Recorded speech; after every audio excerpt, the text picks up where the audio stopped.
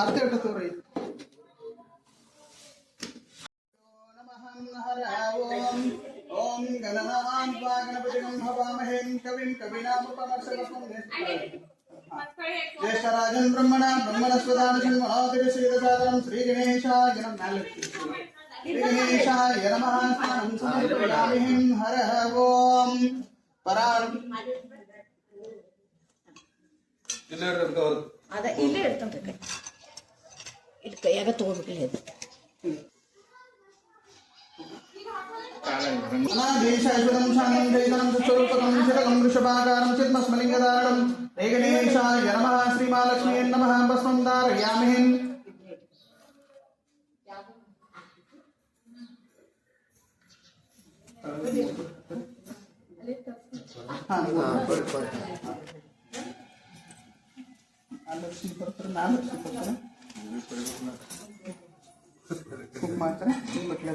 कुंकुमं कांचनं शैलजा काम कामाणि संभवं कुंकुमेनार्चित प्रेषयामि तहं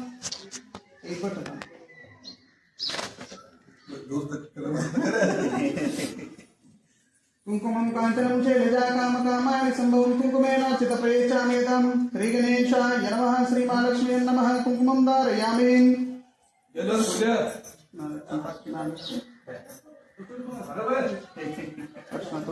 परमानंद स्वरूपं परिपूर्ण जगन्तरं करुणापरं गन्धं कृपया परमेश्वर श्री गणेशाय नमः श्री महालक्ष्म्यै नमः गन्धं धारयामि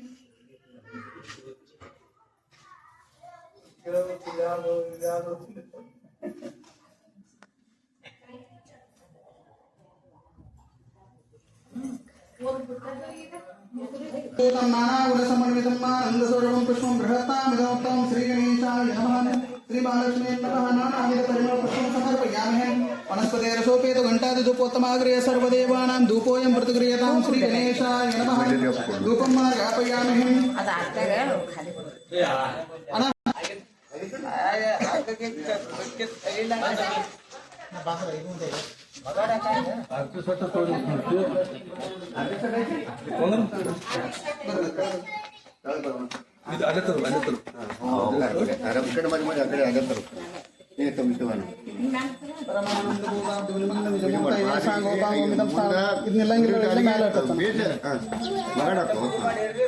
अनादि शाश्वतं शांतं दूर नहीं लोपा ಅದು ಮೊದಲು ಖಾಲಿ ಮುಂಜಾನೆ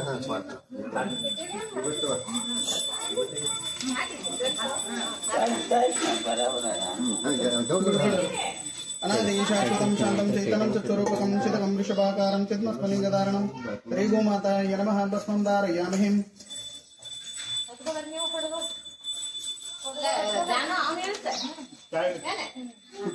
कुंकुमं कांचनं शैलजा काम कामानि संभवं कुंकुमेनार्चित प्रयच्छामि तं श्रीगोमाताय नमः कुंकुमं धारयामि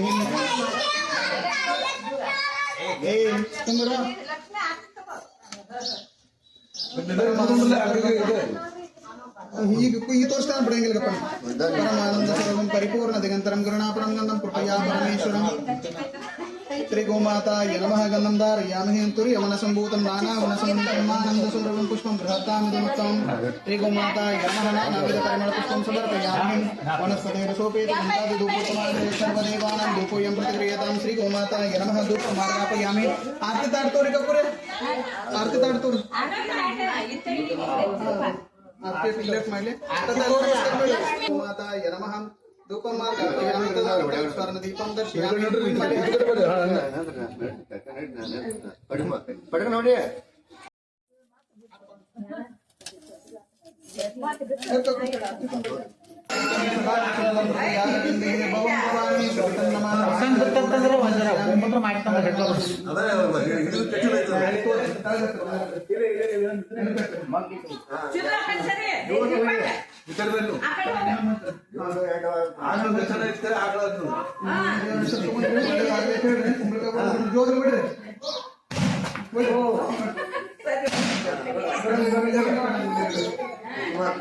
कोपमा वगैरे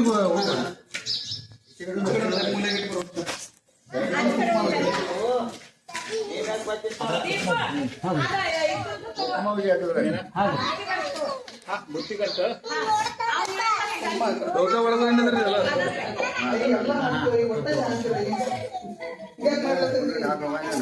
ಇನ್ನು ಆ ಕಡೆ ಕೆಲಸ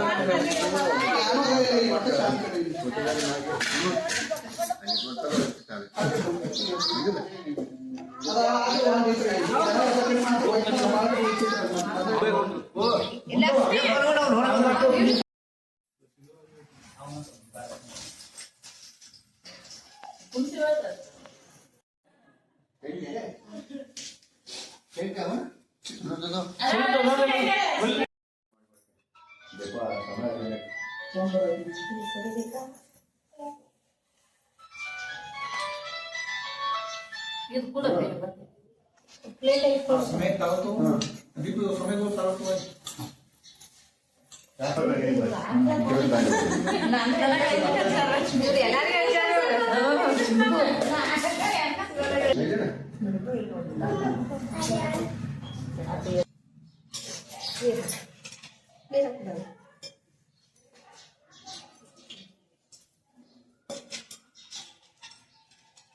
ದಿಕ್ಕು ಹೋಗಾಗ ಬಂಗಾರ ಹಾಕ್ಬೇಕಾಗ್ತದೆ ಪಾಪ ದಗ್ದ ಮಾಡೇ ಮಾಡ್ಲತ್ತೀನಿ ಪುನಃ ತರಬೇಕು ನಮಗೆ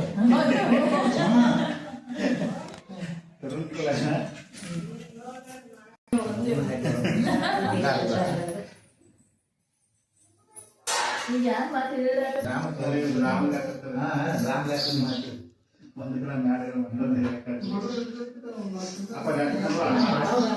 ತಕ್ಷಣ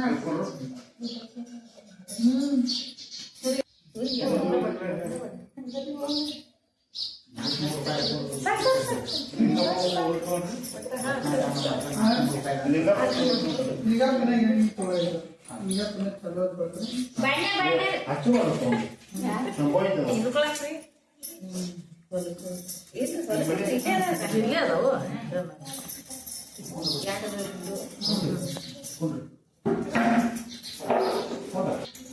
ಪೂಜೆ ಮಾಡ್ತೀವಿ ದೋಸ್ತ ನೋಟ ಮುಂದೆ ಮಾಡ್ತೀವಿ ಮನ್ಯಾಗ ಗಣಪತಿ ಕುಂಕುಮ ಎಲ್ಲ ರಂಗೋಲಿ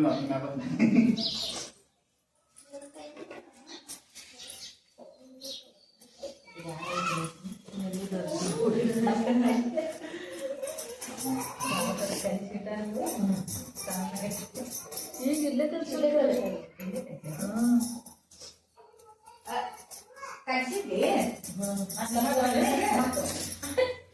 ಇದು ತಂದೆಗಳನ್ನಂತ ಕಲಿಸಿ ಅರ್ಥ ಪಾಠ ತಂದೆ ಇರ್ತೀನಿ ನಾನು ತಂದೆ ನೀವು ತಂದೆ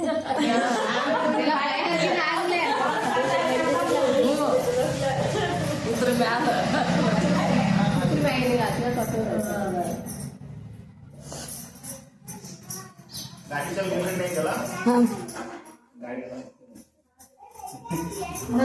ಶಾಂತೋದ ಬರಲಿಲ್ಲ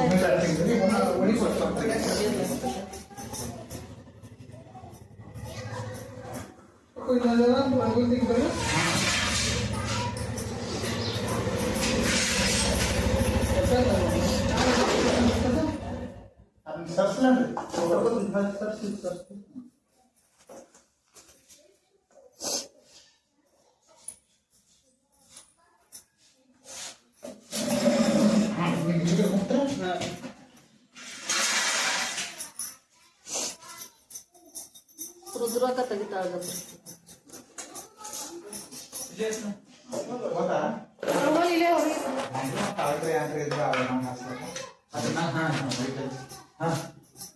ಕೆಲಸ ಮುಗಿಸ್ತು ನಾನು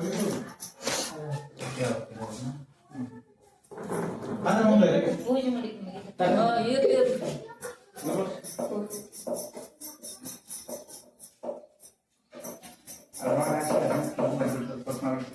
ರಂಗೋಲಿ ತಂದು ಇಲ್ಲೇ ಒಂದು ಡೇ ಬೇಕು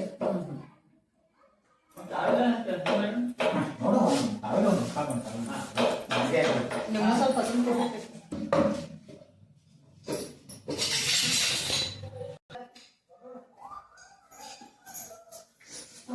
ಮುಂದೆ ಹೋಗೋಣಪ್ಪು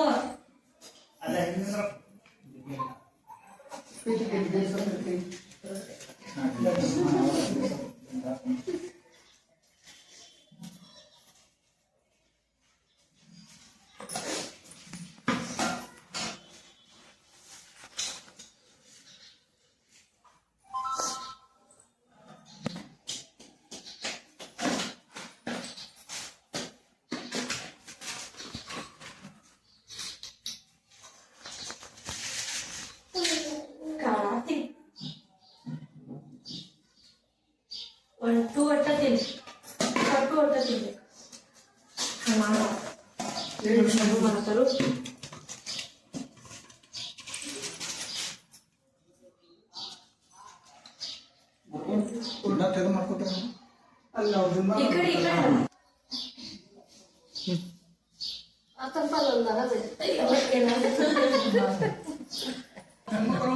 ಪೂರ್ವಕಾಲದಲ್ಲಿ ಶ್ರೀ ಷಣ್ಮುಖನ ಅಗತ್ಯವಾಗಿ ಹೇಳುತ್ತಾನೆ. ರಾವಣನು ಗೋಕರ್ಣ ಮಹಾಕ್ಷೇತ್ರಕ್ಕೆ ಬಂದು ಉಗ್ರ ತಪಸ್ಸನ್ನು ಮಾಡಿದನು. ಆದರೂ ಅವನ ಮೇಲೆ ಶಿವನ ಕೃಪೆಯಾಗಲಿಲ್ಲ. ಆತನು ಭಕ್ತಿದ್ರೇಕದಿಂದ ತನ್ನ ಶಿರಗಳನ್ನು ಕಡಿದು ಕಮಲ ಪುಷ್ಪವಾಗಿ ಅರ್ಪಿಸಿದನು. ಅದನ್ನು ಕಂಡು ದೇವತೆಗಳು ನಡುಗಿದರು. 10 ಸಹಸ್ರ ವರ್ಷ ಪರ್ಯಂತ ತಪಸ್ಸು ಮಾಡಿದರು. ಅವನ ತಪಸ್ಸು ಫಲಿಸಲಿಲ್ಲ. ಆ ಸಮಯದಲ್ಲಿ ದೇವರ್ಷಿ ನಾರದರು ಬಂದು ರಾವಣನನ್ನು ಕಂಡು ದೈತ್ಯರಾಜ ರಾವಣನಿಗೆ ನಾರರಿಗೆ ನಮಸ್ಕರಿಸಿ ನಿಂತಿದ್ದರು. ದೇವರ್ಷಿ ನಾರದರೆ ತಮ್ಮ ದರ್ಶನದಿಂದ ಸಂತೋಷನಾಗಿದ್ದರು. ಸತ್ಪುರುಷರ ದರ್ಶನವು ದುರ್ಲಭ. ಮಹಾಮುನಿಗಳೇ, ನಾನಿಲ್ಲಿ ಬಹುದಿವಸಗಳಿಂದ ಕೈಲಾಸನಾಥ ಕೃಪೆಗಾಗಿ ತಪಸ್ಸನ್ನು ಆಚರಿಸುತ್ತಿದ್ದನು. ಆದರೂ ಪರಶುವನ ಅನುಗ್ರಹ ನನ್ನ ಮೇಲಾಗಲಿಲ್ಲ. ಅವನ ಅನುಗ್ರಹಕ್ಕಾಗಿ ನಾನು ಎಂದೇನು ಮಾಡಲಿ? ನಾನು ಅವನ ದಯಕ್ಕೆ ಪಾತ್ರನಾಗುವುದಕ್ಕೆ ಬೇರೆ ಯಾವುದಾದ್ರೂ ಉಪಾಯವಿದ್ದರೆ ಎಂದು ಹೇಳಿಕೊಂಡರು. ಇಷ್ಟಾದ ಬಳಿಕ ರಾವಣನಿಗೆ ಮನೋರಥಿಗೆ ವಹಿಸಿದ್ದಕ್ಕೆ ಬೇರೊಂದು ಮಾರ್ಗವಿದೆ. ಹೋದಲ್ಲಿ ನಿನ್ನ ಇಚ್ಛೆ ನೆರವೇರುವುದು. ನಿನ್ನ ತಪಸ್ಸು ಹಾಗೂ ಯೋಗ ಮಾರ್ಗಗಳಿಂದ ಶಿವಾನುಗ್ರಹವಾಗುವುದಕ್ಕೆ ಬಹುಕಾಲ ಬೇಕು. ನಿನ್ನ ಭಕ್ತಿಯಿಂದಲೇ ಕೇವಲ ಶ್ರೀ ವರಶಂಕರ ವ್ರತವನ್ನು ಮಾಡು. ಶಿವಾನುಗ್ರಹ ನಿನ್ನ ಇಷ್ಟ ನೆರವೇರು. ಆದ್ದರಿಂದ ನಿನ್ನ ತಪಸ್ಸನ್ನು ಬಿಟ್ಟು ಶ್ರೀ ವರಶಂಕರ ವ್ರತವನ್ನು ಮಾಡಿ ಎಂದು ಹೇಳಿದನು. ಈ ವ್ರತವನ್ನು ಮೊದಲೊಂದು ಸಮಯದಲ್ಲಿ ವಿಷ್ಣು ಬ್ರಹ್ಮನಿಗೆ ಯಾವ ರೀತಿಯಾಗಿ ಹೇಳಿದರೆ ಆ ರೀತಿಯಾಗಿ ಶ್ರೀ ವರಶಂಕರ ವ್ರತವನ್ನು ಹೇಳಿದನು. ಇಷ್ಟಾದ ಬಳಿಕ ನೈವೇದ್ಯವನ್ನು ಎಲ್ಲರಿಗೂ ಹಂಚಿ ತಾನು ಸಹ ಸೇವಿಸಿ ಸಂತುಷ್ಟನಾಗಬೇಕು. ಆದ ಮೇಲೆ ಕಲಸಿ ಸಂಭವನಾದ ಅಗಸ್ತ್ಯನು ಈ ರೀತಿಯಾಗಿ ಶ್ರೀ ವರಶಂಕರ ವಿಧಾನವನ್ನು ನಾರದನಿಗೆ ಹೇಳಿದಲಾಗಿ ವಿಷ್ಣುವು ನಾರದನ ನಮಸ್ಕರಿಸಿ ತಾನು ಸಿದ್ಧಿದಾಯಕವಾಗಿ ಈ ವ್ರತವನ್ನು ಬಹುಭಕ್ತಿಯಿಂದ ಮಾಡಿ ಸಾಂಬಶಿವನನ್ನು ಒಲಿಸಿದನು. ರಾವಣನ ವೃತ್ತಕ್ಕೆ ಮೆಚ್ಚಿ ಶ್ರೀ ಶಂಕರನು ಪ್ರಸನ್ನನಾಗಿ ಆತನಿಗೆ ದಿವ್ಯ ವರಗಳನ್ನು ದಯಪಾಲಿಸಿದನು. ರಾವಣ ಮಾನವರಿಂದಲೇ ಇತರ ಪ್ರಾಣಿಗಳನ್ನು ಸಾಯದಂತೆ ಯಕ್ಷರಾಕ್ಷರ ಕುಲಕ್ಕೆ ಒಡೆಯನಾಗಿ ಬಾಳುವಂತೆ 10,000 ವರ್ಷ ಚಿರಂಜೀವಿಯಾಗಿರುವಂತೆ ವರಪ್ರದಾನ ಮಾಡಿ ಅಂತಹ ಅಮೋಘ ವರವನ್ನು ಪಡೆದು ರಾವಣ ಸಂತೋಷದ ಸುದ್ದಿಯನ್ನು ತನ್ನ ತಾಯಿಯಾದ ಕೈಕೇಸಿಗೆ ಬಂದು ತಿಳಿಸಿದನು. ಆ ಬಳಿಕ ವರಪ್ರಧಾನರಾಗಿ ಗರ್ವಾಂಧನಾಗಿ ಭೂಲೋಕಕ್ಕೆ ಬಂದು ತನ್ನ ಸಕಲ ಸೈನ್ಯದೊಡನೆ ಕುಬೇರನ ಅಧಿಪತ್ಯಗೊಳಗಾದ ಲಂಕಾನಗರವನ್ನು ಮುತ್ತಿ ಯುದ್ಧದಲ್ಲಿ ಕುಬೇರನ ಸೋಲಿಸಿ ಲಂಕಾರಾಜ ಸಿಂಹಾಸನವನ್ನು ಮಾಡಿದನು. ಸಕಲ ವೈಭವವನ್ನು ಹತ್ತಿ ನಡೆದ ಹೀಗೆಂದು ಷಣ್ಮುಖನು ಹೇಳಲಾಗಿ ಕೇಳಿ ಕುತೂಹಲಾಗಿ ಅಗಸ್ತ್ಯನು ಪುನಃ ಷಣ್ಮುಖನಿಗೆ ಈ ರೀತಿಯಾಗಿ ಪ್ರಶ್ನೆಯನ್ನು ಮಾಡಿದನು. ಷಣ್ಮುಖ ಸ್ವಾಮಿ, ರಾವಣ ಕುಬೇರನ ಜಯಿಸಿ ಲಂಕೆಯ ಅರಸನಾದ ಮೇಲೆ ಕಥೆಯ ಮುಂದೇನಾಗಬೇಕೆಂದು ಹೇಳಲ್ಲ ಈ ರೀತಿಯಾಗಿ ಎಲ್ಲವನ್ನು ಹೇಳಿ ಇತಿ ದ್ವಿತೀಯೋಧ್ಯಾಯ ಸಮಾಪ್ತಿ. ಜೈ ಮಂಗಲಂ ಜೈ ನಮ ಪಾರ್ವತೀಶ್ವರ ಮಹಾದೇವ್.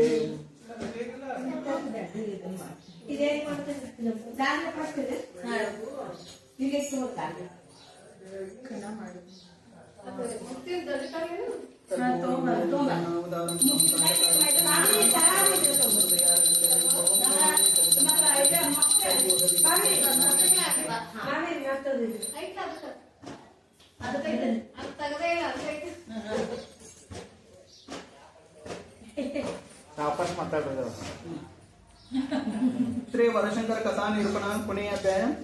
ಸೂತ ಪುರಾಣಕರು ಶೌನಕಾದಿ ಮುನಿಗಳಿಗೆ ಕಲಿಪಾಪಕನಾಶಕವಾಗಿ ಶೋಕೃಪೆಗೆ ಸಾಧಕವಾಗಿದ್ದು ಶ್ರೀ ವರಶಂಕರ ವ್ರತದ ಮಹಿಮೆಯನ್ನು ಕಥೆಯ ಭಾಗವನ್ನು ನಿರೂಪಿಸುತ್ತೇನೆ.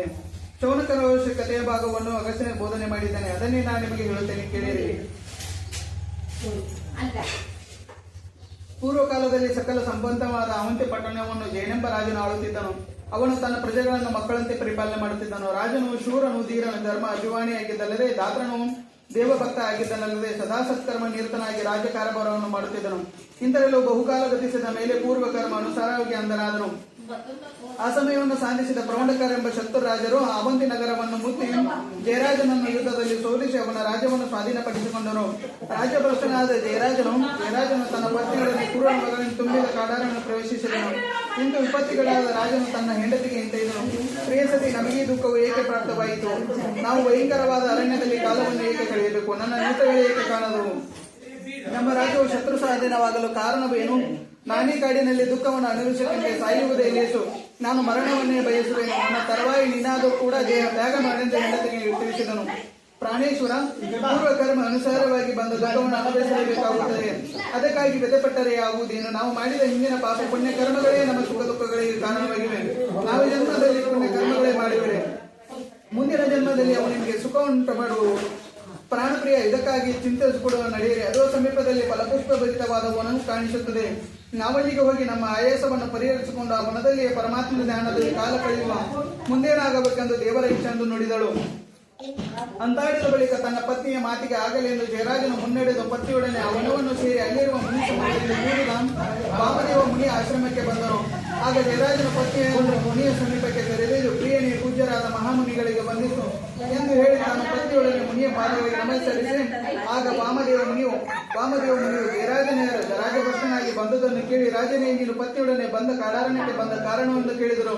ಮಹಾಸ್ವಾಮಿ, ನಾನು ಪೂರ್ವ ಕರ್ಮ ಅನುಸಾರವಾಗಿ ಕುರುಡನಾಗಿರಲು ಶತ್ರುಗಳೇ ಇದೇ ಸಮಯವನ್ನು ಸಾಧಿಸಿ ನನ್ನ ರಾಜ್ಯವನ್ನು ಅಪಹರಿಸಿದರು. ರಾಜಭ್ರಷ್ಟನಾದ ಕಾಡನ್ನು ಸೇರಿ ಪತ್ನಿಯೊಡನೆ ದುಃಖವನ್ನು ಅನುಭವಿಸುತ್ತಾ ನಾನಿಲ್ಲಿಗೆ ಬಂದು ತಮ್ಮ ಪೂಜ್ಯರಾದ ದರ್ಶನಕ್ಕೆ ಪಾತ್ರನಾದೆನು. ಮಹಾನುಭಾವರಾದ ತಾವು ನನ್ನನ್ನು ದುಃಖ ಉಪಾಯವನ್ನು ಹೇಳಿ ನನ್ನನ್ನು ದುಃಖ ಮುಕ್ತನಾಗಿ ಮಾಡಬೇಕೆಂದು ಬೇಡಿಕೊಂಡನು. ಆ ದಯಾಹೃದಯನಾದ ವಾಮದೇವನ ರಾಜನೇ, ಯಾವ ಮಹಾದೇವನನ್ನು ಭಜಿಸಿ ಎಲ್ಲರೂ ಸುಖಿಗಳಾಗಿರುವರು, ಯಾವ ಸರ್ವ ಪ್ರಾಣಿಗಳ ದುಃಖವನ್ನು ದೂರ ಮಾಡುವನು, ಸಾಂಬಶಿವನ ಪಂಚಾಕ್ಷರ ಮಹಾಮಂತ್ರವನ್ನು ಜಪಿಸಿ ಅವನ ಕೃಪೆಯನ್ನು ಯಾಚಿಸುವ, ನಿನ್ನ ದುಃಖ ದೂರವಾಗುವುದೆಂದು ಹೇಳಿದನು. ಅಗಸ್ತ್ಯನೇ ವಾಮದೇವ ಮುನಿಯ ಪಂಚಾಕ್ಷರ ಮಹಾಮಂತ್ರವನ್ನು ಉಪದೇಶಿಸಿದನು. ಆಗ ಜಯರಾಜನು ಸಾಂಬಶಿವನ ಸಾಕಾರವನ್ನು ಧ್ಯಾನಿಸಿ ಪಂಚಾಕ್ಷರ ಮಹಾಮಂತ್ರವನ್ನು ಜಪವನ್ನು ಮಾಡಲಾಗಿ ಶಿವನು 7ನೇ ದಿನ ವೃದ್ಧ ಜಂಗಮ ವೇಷಧಾರಿಯಲ್ಲಿ ಸ್ವಪ್ನದಲ್ಲಿ ಬಂದು, ರಾಜನೇ ಚಿಂತಿಸಿದಿರೋ, ಶ್ರೀ ವರಶಂಕರ ಪುಸ್ತಕವನ್ನು ನಿನಗೆ ಕೈಗೆ ಕೊಡುತ್ತಿದ್ದೇನೆ. ಇದರಲ್ಲಿ ಹೇಳಿದಂತೆ ವಿಧಿಪೂರ್ವಕವಾಗಿ ವ್ರತವನ್ನ ಮಾಡು, ಇದರಿಂದ ನಿನ್ನ ದುಃಖ ನಾಶವಾಗುವುದೆಂದು ಹೇಳಿ ಪುಸ್ತಕವನ್ನು ಕೊಟ್ಟು ಹೊರಟು ಹೋದನು. ಶಿವನ ಸ್ವಪ್ನದಲ್ಲಿ ಜಯರಾಜನಿಗೆ ವ್ರತದಾನವನ್ನು ಪುಸ್ತಕ ಕೊಟ್ಟು ಮಾಯವಾದ ಮೇಲೆ ರಾಜನು ಎಚ್ಚೆತ್ತು ತನ್ನ ಕೈಯಲ್ಲಿರುವ ಪುಸ್ತಕವನ್ನು ನೋಡಿ ನಮಸ್ಕರಿಸಿ ತನ್ನ ಹೆಂಡತಿಗೆ ತಿಳಿಸಿದನು. ಪ್ರಿಯ ಹೇಳು, ಇದೇ ಸ್ವಪ್ನದಲ್ಲಿ ಶಿವನಿಂದ ಪ್ರಾಪ್ತವಾದ ಪುಸ್ತಕವನ್ನು ನೋಡೆಂದನು. ಆಗ ಸತಿಯು, ಪತಿರಾಜನ ಎಂದು ಶಿವನು ನಮ್ಮ ಮೇಲೆ ಕೃಪೆಯನ್ನು ಮಾಡಿದನು. ಈ ಪುಸ್ತಕವನ್ನು ತೆಗೆದುಕೊಂಡು ವಾಮದೇವ ಮುನಿಗಳಿಗೆ ಹೋಗುವ ಮುಂದಿನ ಮಾರ್ಗವನ್ನು ಅವರನ್ನೇ ಕೇಳುವ ಎಂದು ಹೇಳಿದರು. ಅಗಸ್ತ್ಯನ ಅಂತಾಡಿದ ಬಳಿಕ ರಾಜ ದಂಪತಿಗಳು ಮಾತನಾಡಿಕೊಂಡು ವಾಮದೇವ ಮುನಿಗೆ ಹೋಗಿ ಪುಸ್ತಕವನ್ನು ಮುಂದಿಟ್ಟು ರಾಜನ ಹಿಂತೆಗೆದನು. ಓ ಸ್ವಾಮಿ ವಾಮದೇವ ಮುನಿಯವರೇ, ಸಾಂಬಶಿವನು ನನ್ನ ಸ್ವಪ್ನದಲ್ಲಿ ಈ ಪುಸ್ತಕವನ್ನು ಅನುಗ್ರಹಿಸಿದ್ದಾನೆ. ಇದನ್ನು ತಮ್ಮ ಬಳಿಗೆ ತಂದಿದ್ದನು. ಇದನ್ನು ಅವಲೋಕಿಸಿ ನನ್ನನ್ನು ಪ್ರವೃತ್ತನಾಗಿ ಮಾಡಬೇಕೆಂದು ಕೈ ಮುಗಿದನು. ರಾಜನ ಇಂದಿಗೆ ನೀನು ಧನ್ಯನಾದ ಕೃತನಾದ ನಿನ್ನ ತಪಸ್ಸು ಫಲಿಸಿತು. ಶಿವನ ಮೇಲೆ ಶಿವನ ನೀನು ಪುಣ್ಯಶಾಲೆಗಿರುವೆನು. ಪುಣ್ಯಶಾಲೆಗೆ ನಿನ್ನ ಶಿವನು ನಿನ್ನ ಭಕ್ತಿಗೆ ಮೆಚ್ಚಿಸಿ ವರಶಂಕರ ವ್ರತವನ್ನು ಮಾಡಿ ಪ್ರಸನ್ನಾಗಿ ಪುಸ್ತಕವನ್ನು ಕೊಟ್ಟಿದ್ದಾನೆ. ನೀನಿಗಲೇ ಈ ವ್ರತವನ್ನು ಮಾಡಲಾಗಿ ರಾಜನು ಪತ್ನಿ ಸಮೇತರಾಗಿ ಭಕ್ತಿಯಿಂದ ಶ್ರೀ ವರಶಂಕರ ವ್ರತವನ್ನು ಮಾಡಿದನು. ಋಷಿಗಳ ಮುಖದಿಂದ ಗತಾಶ್ರಮನ ವರಪ್ರಸಾದವನ್ನು ತಿಳಿಸಿದನು. ಆ ಕ್ಷಣದಲ್ಲಿ ಭಕ್ತಿ ಸಂತುಷ್ಟನಾದ ಶ್ರೀ ವರಶಂಕರ ಪ್ರತ್ಯಕ್ಷನಾಗಿ ರಾಜನ